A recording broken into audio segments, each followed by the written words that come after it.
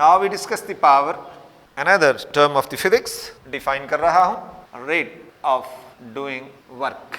बहुत आसान अल्फाज, रेट ऑफ डूइंग वर्क, लेकिन अक्सर बच्चे जो हैं उसका रट्टा तो लगा लेते हैं, लेकिन उन्हें पता नहीं होता कि यार इसका मतलब क्या है। तो इसलिए मैं इसका मतलब लिख रहा हूं, that is work done by the body in 1 second.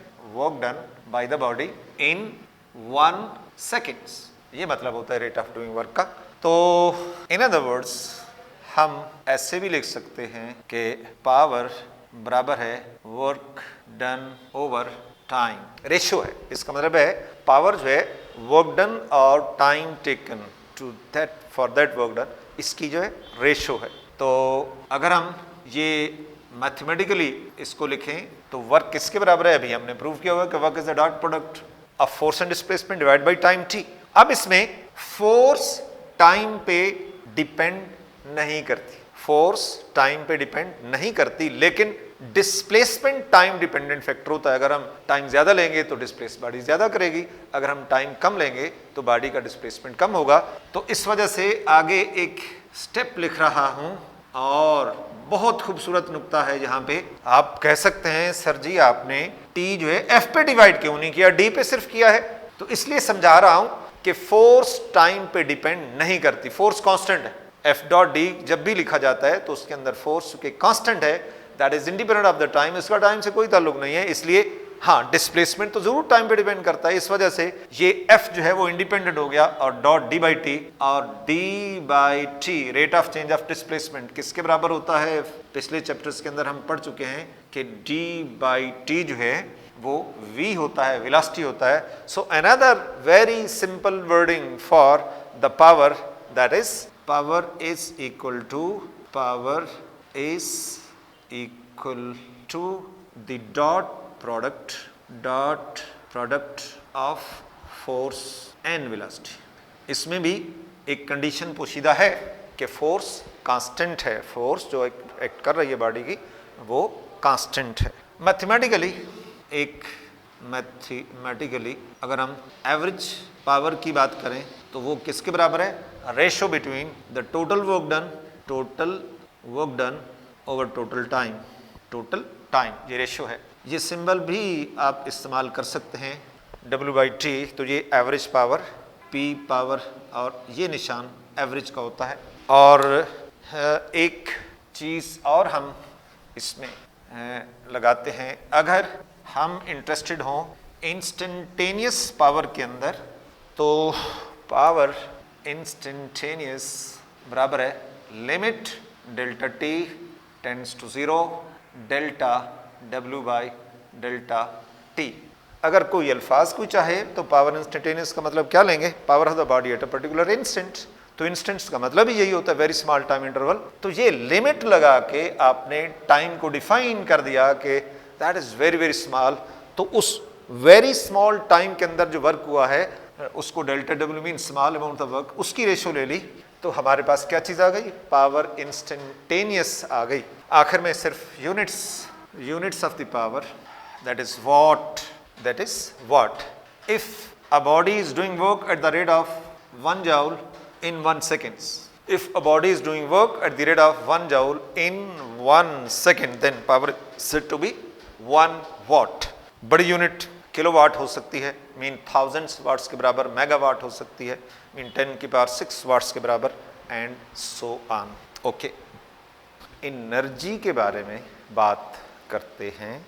और एनर्जी क्या होती है, किसी भी बॉडी की ability to do work, capacity to do work. Urdu में कहते हैं काम करने की सलाहियत, काम करने की सलाहियत। तो दुनिया के अंदर अल्लाह ने बहुत डिफरेंट फॉर्म्स ऑफ एनर्जी जो है वो रखी हैं। मसलन ये लाइट, कमरे को इसने रोशन किया हुआ, ये एनर्जी है। सूरज की हीट और लाइट दोनों एनर्जी हैं। मैं फिज़िकली वर्क करता हूँ, इसको मैकेनिकल एनर्जी कहा जाता है। इसी तरह एटॉमिक एनर्जी का लफ्ज़ है, न्यूक्लियर एनर्जी का लफ्ज़ है। बिजली जिसको आप कहते हैं इलेक्ट्रिसिटी, ये भी एक इलेक्ट्रिकल एनर्जी का नाम है, एंड सो ऑन। हमारी डिस्कशन में जो चीज़ आएगी वो मैकेनिकल एनर्जी को ही डिस्कस हमने करना है और उसी की मुख्तलिफ फॉर्म्स को भी डिस्कस करना है। तो सबसे पहले तो लफ्ज़ एनर्जी, ये एक कॉमन लफ्ज़ है एनर्जी, जिसको मैं डिफ़ाइन क्या करता हूँ, ability to do work, ability to do work, काम करने की सलाहियत। अब मैं इसमें मैकेनिकल एनर्जी का लफ्ज़ लगाता हूँ, सीखता हूँ मैकेनिकल एनर्जी। लफ्ज़ मैकेनिक्स से है मैकेनिकल। मैकेनिक्स का मतलब होता है फोर्स का अमल दखल, मीन हम किसी बॉडी पे फोर्स लगाएं और फिर उसके अंदर ये सिफ्त पैदा हो जाए कि उसमें काम करने की सलाहियत आ जाए। हम किसी बॉडी पे फोर्स लगाएं, हम किसी बॉडी पे वर्क करें और उसके रिस्पांस में उस बॉडी के अंदर ये सलाहियत आ जाए, ये एबिलिटी आ जाए, कैपेसिटी आ जाए कि वो वर्क कर सकती है, तो उसको हम मैकेनिकल एनर्जी का नाम दिया जाता है। Ability to do work when some force acts on the body या when some work is done on the body. There are two forms of mechanical energy. Number one, kinetic energy और number two, potential। तो अब हम इसको one by one discuss करते हैं। तो सबसे पहले हम काइनेटिक एनर्जी की बात करते हैं। तो काइनेटिक एनर्जी जो है, energy possessed by the body, energy possesses by a body by virtue of its motion, by virtue of its motion. मैं एग्जांपल्स बोलता हूँ कि आप फुटबॉल को हिट करते हैं ग्राउंड के ऊपर, तो that moves along the ground up to the long distance. हालांकि वहाँ फ्रिक्शन भी होगी, लेकिन वो बॉडी की जो वेलोसिटी है उसकी वजह से हमने जो उस पर वर्क किया, जो अपीयर हो रहा है in the form of kinetic energy, और हम प्रैक्टिकली देख रहे हैं कि the body is capable to do work against the friction. अगर उसकी वेलोसिटी थोड़ी है तो थोड़ा सा डिस्टेंस ट्रेवल करेगी, अगर उसकी वेलोसिटी ज़्यादा है तो ज़्यादा डिस्टेंस यकीनन वो ट्रेवल करती है। तो इसी वजह से ये kinetic energy which is the energy by virtue of the motion, motion अगर स्लो है तो इसका उसकी काइनेटिक एनर्जी भी कम है, वो कम सा डिस्टेंस ट्रेवल करती। अगर उसकी वेलोसिटी ज़्यादा है, मोशन ज़्यादा है, तेज़ है, तो वो ज़्यादा डिस्टेंस ट्रेवल करती है, तो इसका मतलब है कि उसकी काइनेटिक एनर्जी ज़्यादा है। अब हम इसमें इसकी डेरिवेशंस करते हैं इक्वेशंस की, कि ये किन किन फैक्टर्स पे जो है वो डिपेंड करती है। तो एक्सप्लेनेशन में, let body of mass m moving with the velocity vi is equal to v, after covering some distance body comes to rest, that is vf जो हो गया उसका 0 हो गया। तो जिन पैरामीटर्स का जिक्र हुआ है उसमें उसकी इनिशियल वेलोसिटी है, उसकी फाइनल वेलोसिटी का जिक्र है, डिस्टेंस का जिक्र है। तो इक्वेशन ऑफ मोशन क्या लगाएंगे इस बॉडी के ऊपर, V F square minus V I square is equal to 2as। अब इसके अंदर अगर हम वैल्यूज़ पुट कर दें, putting the values 0 minus V square is equal to 2 और a की जगह f by m into S, since f is equal to M A होता है, तो minus F is equal to M A हो गया। ये स्मॉल f किसके लिए होता है, small f is the symbol for frictional force, जो हमेशा ही मोशंस के अपोजिट होता है, लिहाजा उसके साथ माइनस का साइन भी आया है। माइनस का साइन यही इंडिकेट करता है कि force of friction is always opposite to the direction of motion, हमेशा, universal truth.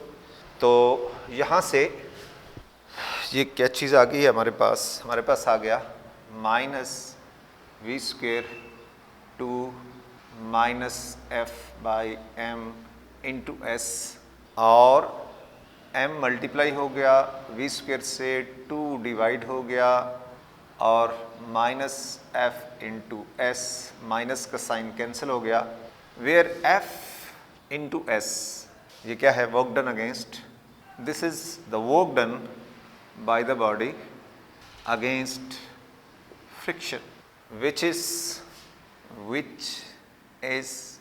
which the body possess by virtue of its motion called kinetic energy. So we can write that kinetic energy possessed by the body is equal to, so we can write kinetic energy possessed by the body is equal to half mv square, जिसमें m क्या है उस body की मास है और v क्या है उसकी इनिशियल वेलोसिटी है, जिससे कंफर्म हो रहा है कि इनिशियल वेलोसिटी बॉडी की जितनी ज़्यादा होगी तो उसकी काइनेटिक एनर्जी भी उतनी ज़्यादा होगी। और इसमें एक मल्टीपल चॉइस का सवाल डालते हैं कि अगर हम वेलोसिटी को डबल कर दें, तो काइनेटिक एनर्जी कितने टाइम चेंज होगी, क्योंकि जहां v का स्क्वायर है तो डबल करने का मतलब है 2v whole square, that becomes 4v square. इसका मतलब है कि काइनेटिक एनर्जी इंक्रीजेस 4 टाइम्स। अगर हम वेलोसिटी को 3 टाइम बढ़ा देते हैं तो kinetic energy increases 9 time and so on. ये याद रखें, कहीं ना कहीं मल्टीपल चॉइस के अंदर इसकी जो है वो ज़रूरत पड़ सकती है। वेक्टोरिकली इन वेक्टर्स फॉर्म हम इस इक्वेशंस को चेंज कर सकते हैं और ये जस्ट काइनेटिक एनर्जी जो है that is equal to v dot V square को क्या लिख सकते हैं, v डॉट वी। तो ये पता होना चाहिए कि हम इसको डॉट प्रोडक्ट की फॉर्म में लिख सकते हैं। अगर आप ना भी लिखें तो इससे कोई फ़र्क नहीं पड़ता, लेकिन नॉलेज वाला नुक्ता है इसलिए आपने इसको जो है वो जहन में रखना है।